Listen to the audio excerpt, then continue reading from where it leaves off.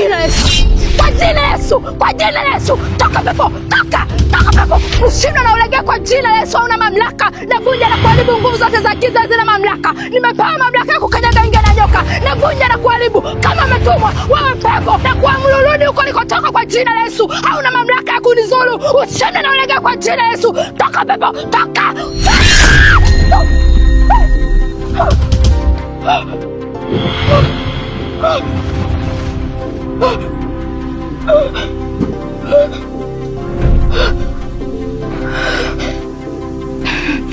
Baby Supu, uko salama mtoto wangu? Ndiyo, niko salama madam. Hauna shida yoyote? Ndiyo. Lakini umemwona yule kiumbe alikuwa amesimama hapo? Ndiyo. Pole, usiogope sawa? Sawa madam. Baby Supu, nadhani umeona hali iliyotokea hapa. Kwa hiyo siwezi kukuacha uende nyumbani peke yako. Inabidi nikupeleke mpaka getini. Nikishakufikisha afu mimi nitaenda nyumbani kwangu. Sisi tuko na Mungu, sawa? Kwa hamna chochote kinaweza kikatuzuru. Sawa mtoto wangu? Sawa, asante sana madam. Mungu akubariki. Haya. Twende nyumbani, sawa? Twende.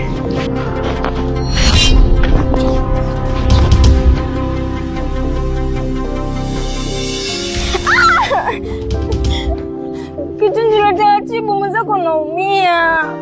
Pole sasa. Sasa tutafanyaje? Tusipounyosha utavimba, unajua. Inabidi sasa hivi hapa tuunyoshe, baadaye tuchukue maji tuweze kuukanda. Kwa tulia basi tuunyoshe. Taratibu sasa. Sebiga, umeona mambo yako haya? Umeona unapozingua kichaa wangu? Dakika za mwisho umezingua, Farida umemwacha, ameenda mwenyewe kutafuta suko maji, sina magani vipi? Amedondoka hapo bondeni, ameumia. Haya, kama hapa tunafanya nini? Angevunjika mkono. Kila siku nakwambia kuwa makini na Farida, kuwa makini na Farida, afu mwanangu uelewe, yani uelewi kabisa. Sasa uone kwamba mwanangu sasa mpaka sasa hivi hapa tunahangaika. Haya, mpisha hapa atakuwepo nani? Tutafanyaje? Wewe unazingua kila siku nakwambia kuwa makini na watoto wa kike unakuwa unazingua. Lakini kaka, mimi sikuwepo hapa nyumbani, kwa nimetoka kidogo. Umetoka? Kutoka ndo nini? Mbona mimi sizungumzia hapa Zaburi ya Matendo ya Mitume? Kwa mwanangu, kama ulitoka mimi ndo yananihusu nini kama ulitoka? Hapa nyumbani mimi nilikuacha wewe na nani? Unamwacha mtu anatoka anaenda mwenyewe anaenda achukua maji. Alafu sasa hivi hapa unazungumza kuhusu kutoka au mwanzo. Au unataka kuzungumzia Zaburi 20 mstari wa kwanza mpaka 12. Unasema wanawake inabidi tuishi nao kwa akili. Unamwacha mtu anaenda huko. Haya, angeumia, angevunjika. Keti. Lakini makosa sio ya Sebiga. Makosa ni ya kwangu mimi kwa sababu ndo nilichukua ndoo na kwenda kuchukua maji. Hata hivyo, Kichu mimi ni mtoto wa kike. Mimi ni mtoto wa Kiafrika. Kwa hiyo kufanya kazi ndogo ndogo kama hizi ni wajibu wangu. Yaani ni haki yangu kufanya chochote ambacho naona kabisa hiki nakiweza. Kwa hiyo naomba usimfokie Sebiga. Makosa ni ya kwangu. Farida, lazima ukweli ni uzungumze. Yaani ukweli mchungu lazima ni uzungumze. Najua ni mtoto wa kike, ni wajibu wako kufanya chochote katika hii nyumba, naelewa. Lakini pia jukumu la ulinzi hapa na usalama ni jukumu la Sebiga, kwa sababu mimi huwa nakuacha na Sebiga. Je, katokea umeenda huko, ngosha kakuona, kakupiga mjiwe, kakupiga mnungu, kakuua. Kesi inaenda kwa nani? Kwa mbubu mfupa. Na ikatokea mbubu mfupa hapa kesi imekuja, sisi tutashindwa kuikabili. Mimi itabidi mimi niende wapi? Niende Ngome. Wote itabidi tuende Ngome. Na tumeenda Ngome, haya anaishi nani hapa nyumbani? Dada ataishi na nani? Kwa kuna baadhi ya vitu vingine ni uzembe tu mtu binafsi, inabidi vizungumziwe.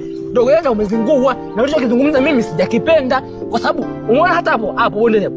Sisi wenyewe tu ante moja madumu huwa yanatushinda hapo kunyanyua. Kubeba tu ndo hapo.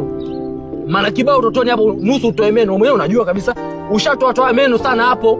Nishatushinda sana kunyanyua madumu hapo. Wewe leo unamwacha Farida anakuja ananyanyua mwenyewe madumu. Uone kwamba ni hatari hiyo.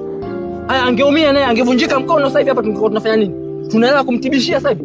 Hatuna hela, maisha yenyewe magumu, unazingua. Na unachokifanya mimi sijakipenda. Lazima niongee ukweli. Kichinjile, naomba usimfokee Sebiga. Wewe kama unataka kufoka basi nifokee mimi kwa sababu kosa ni la kwangu na sio la kwake. Anazingua, na lazima niongee ukweli. Wewe umezingua na umenikwaza. Yaani umezingua kinoma. Sema nini? Kwa nini ndio tu kukunyosha mkono?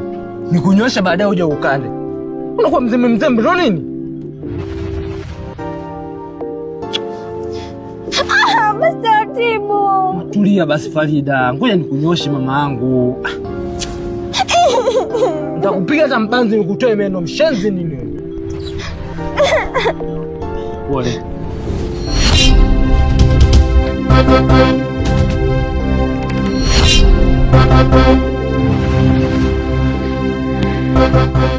Jeni, unaona?